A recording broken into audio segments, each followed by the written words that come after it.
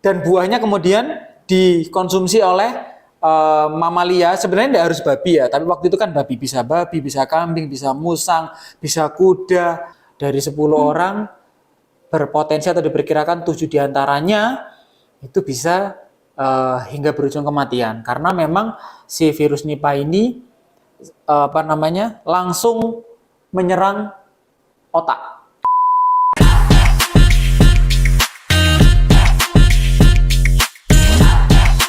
Yang kita bahas kali ini lebih bahaya daripada COVID. Penasaran kan? Oke, tonton sampai habis ya. Selamat datang kembali di Podcast Mas SRD, Podcast Kesehatan Masyarakat Saradan. Halo Sobat Intan, kembali lagi dengan saya Dr. Linda. Nah, hari ini kita kedatangan narasumber yang sangat spesial. Di samping saya, silahkan perkenalkan diri, Dokter. Halo Sobat Intan, kembali lagi dengan saya Dr. Vicky. Saya salah satu dokter umum di Puskesmas Saradan. Dan terima kasih Dr. Linda hari ini sudah mengundang saya untuk kita bisa berdiskusi dan menyampaikan apa-apa yang bisa disampaikan agar bermanfaat untuk masyarakat. Oke, baik dok. Jadi gini dok, gimana Dr. Linda? Di berita-berita akhir ini dok, ada virus yang baru saja ngetren selain COVID dok, pembahasannya di media sosial seperti TikTok, berita, Instagram. Ini membahas yang namanya virus Nipah. Nah, virus Nipah ini sedang booming akhir-akhir ini. Betul. Tapi di Indonesia ini belum ada dok. Betul. Jadi menurut dokter, apa sih sebenarnya dari virus tersebut? Ya, jadi begini Dr. Lina dan Sobat Intan. Virus Nipah itu sebenarnya bukan virus baru ya. Itu sebenarnya sudah pernah terjadi wabah di tahun 98-99, tepatnya di Malaysia.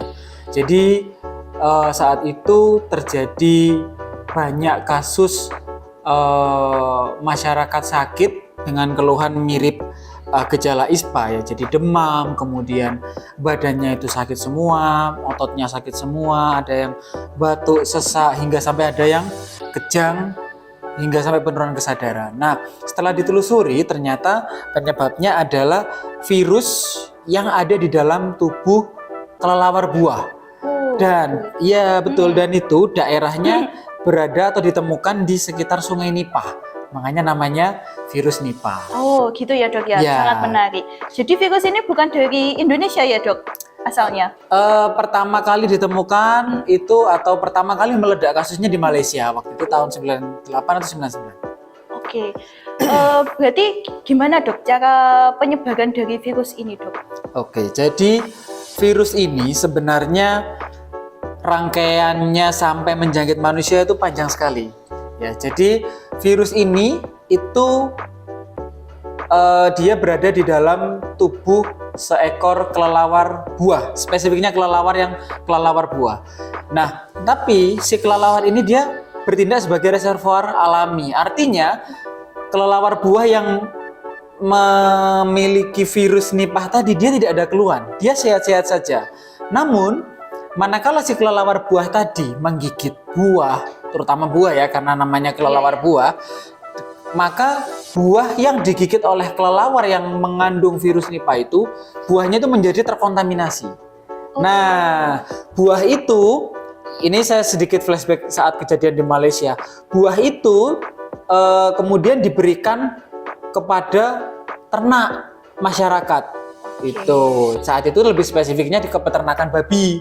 Ya, jadi awalnya dari kelelawar buah yang terjangkit virus, kemudian si kelelawar itu menggigit buah dan buahnya kemudian dikonsumsi oleh mamalia. Sebenarnya tidak harus babi ya, tapi waktu itu kan babi, bisa kambing, bisa musang, bisa kuda, bisa kucing, banyak sekali penyebabnya. Kita kembali ke yang tadi ya, itu di Malaysia itu di babi, kemudian babinya dikonsumsi oleh manusia sehingga nyampe ke manusia, muncul keluhan ke manusia itu melalui proses seperti itu ya. Jadi manusia bisa terkena penyakit virus Nipah ini manakala satu mengkonsumsi buah yang sudah terkontaminasi oleh kelelawar tadi, yang kedua melalui daging mamalia yang diberi makan buah tadi atau tidak makan tetapi melakukan kontak dengan binatang ternak tadi. Misalnya kita kena air liurnya si kambing dan lain sebagainya. Itu juga bisa. Lalu ketika saya sebagai manusia sudah terinfeksi, saya bisa menularkan ke manusia lain. Oh, gimana itu, Dok? Ya, tentunya dengan dengan kurang lebih sama, yakni dengan cara airborne ataupun dengan kontak fisik. Gitu. Oke, berarti mirip-mirip ya, Dok. Kalau penularan virus itu berarti lebih banyak dengan cara kontak airborne. Iya, betul. Kayak gitu betul, ya. iya. Hampir mirip. Hampir mirip ya. Oke, terus Dok, untuk orang yang sudah terkena virus Nipah, itu gejalanya seperti apa ya, Dok? Kalau dari awal-awalnya itu. Baik, jadi kalau untuk gejala secara umum karena ini merupakan penyakit yang diakibatkan karena virus, itu mirip-mirip ya teman-teman ya. Jadi yang pertama tentu biasanya demam tinggi. Itu kan sudah menjadi khas sekali penyakit virus adalah demam tinggi mendadak, menggigil, kemudian badannya sakit semua, otot-ototnya nyeri semua, kemudian batuk juga ada, sesak.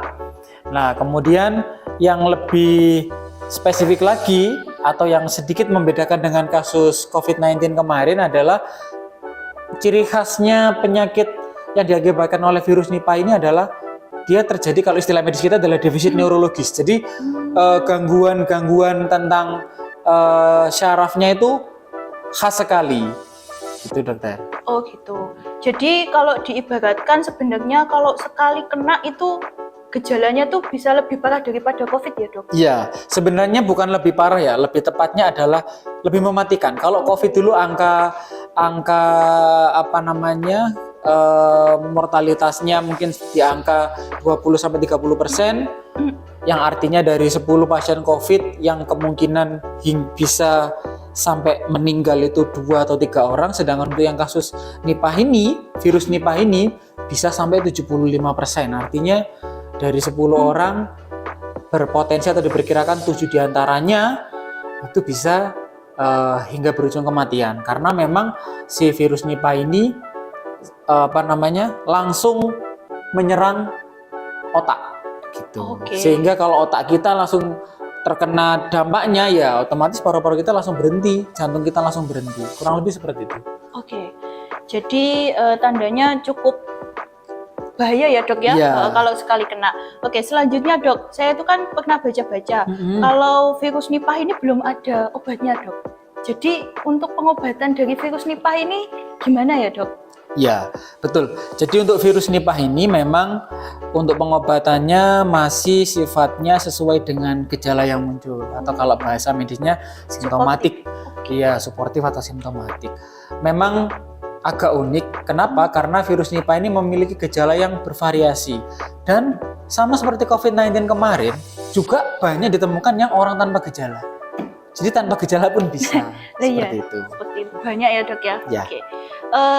Selanjutnya, Dok, ada pertanyaan. Untuk pencegahannya sendiri dari virus Nipah ini yang bisa dilakukan untuk ya masyarakat sekitar itu seperti apa ya, Dok? Ya. Jadi kalau tadi teman-teman kita kembali tentang urutan bagaimana manusia bisa terinfeksi, maka sebenarnya tidak jauh beda dengan COVID-19, yakni PHBS atau perilaku hidup bersih dan sehat, ya. Juga social distancing, terutama kepada orang-orang yang bergejala. Nah, untuk PHBS-nya seperti apa? Buahnya tentu kalau kita sedang mengkonsumsi buah, pastikan buahnya baik, artinya tidak rusak, apalagi sudah ada bekas gigitan hewan, kita juga harus lebih waspada seperti itu. Kemudian tentu cuci tangan dan lain sebagainya. Mirip seperti COVID-19 sebenarnya. PHBS dan social distancing. Oke, jadi misalnya, Dok, saya ada pertanyaan. Berarti kalau buah yang sudah tergigit itu sebaiknya dibuang aja apa ya tetap dimakan? Kan kebanyakan ada orang-orang yang berpikiran, oh buah yang dimakan hewan itu biasanya lebih enak, lebih legit kayak gitu. Iya, betul Linda. Iya. Sedikit cerita, kebetulan saya seorang penyuka durian. Oh gitu. Iya, jadi saya kalau beli Oke. durian, kalau di penjualnya itu ada yang sudah ada bekas gigitan tupai, itu biasanya saya mengincar itu dulu. Nah. Karena itu pasti lebih enak, karena tupainya memilih benar-benar durian yang berkualitas. Namun, seyogianya mengingat sekarang sedang tren nih, masalah virus Nipah, juga memang kasus di Indonesia belum ditemukan secara terkonfirmasi secara manusia belum. Namun beberapa spesies kelelawar kita itu ternyata sudah mengandung virus Nipah. Jadi sebaiknya ya untuk sementara waktu dihindari dulu lah. Oke. Bisa kita cari buah yang lain. Oke, dokter. Terus ini dok, pertanyaan Ya, terakhir nih dok. Gimana sih dok peran masyarakat dalam meminimalisir dari penyebaran virus Nipah ini dok? Ya, jadi sebenarnya pada intinya teman-teman dan masyarakat semua bahwa melihat dari perjalanan penyakit dari virus Nipah ini, bagaimana dia mulai menjangkit, peran utama tentu jangan kendor yang namanya perilaku hidup bersih dan sehat tadi. Ya, bila ada keluhan sakit, meskipun saya belum tahu sakitnya apa, ini batuk pilek biasa atau mungkin COVID ataupun yang lain sebagainya, ya harus punya kemauan untuk menggunakan masker. Kemudian sering-sering cuci tangan pakai sabun. Gitu. Memang virus kuman itu kan tidak kelihatan Dokter Linda ya. Iya, betul. Nah, jadi ya bisanya kita dalam mencegah. Oke. Ya, mencegah dengan sering-sering berperilaku hidup bersih dan sehat tadi itu. Dan juga yang paling penting tadi, untuk spesifiknya masalah virus Nipah ini adalah si kelelawar buah ya, kita harus punya punya perhatian khusus terhadap buah, dan juga tentu dengan ini lauk-lauk yang kita makan pastikan sudah matang ya teman-teman. Oh iya. Sudah matang betul ya. Oke. Mungkin sama ini ya dok, harus tetap menjaga imunitas tubuh ya dok? Iya betul, karena memang masih ada dan banyak sebenarnya kasus virus Nipah ini yang ternyata dia tanpa gejala. Tanpa gejala itu sangat dimungkinkan terjadi karena manusianya imunnya sedang baik. Oke. Gitu. Kira-kira nih kalau saya tanya ke Dokter Linda, Nah, apa itu dok? bagaimana dengan kopi luwak? Itu kan dia dari kotoran musang atau luwak. Kira-kira menurut Dokter Linda bagaimana? Aman enggak itu untuk saat ini kira-kira? Oh iya. Itu kan juga dimakan sama luwaknya ya dok ya? Ya. Gimana ya dok ya? Saya belum ada gambaran nih dok. Enaknya gimana? Atau kita coba tanya ke teman-teman yang ada kita di tanya sana. Sobat Intan aja Iya. dok, gimana?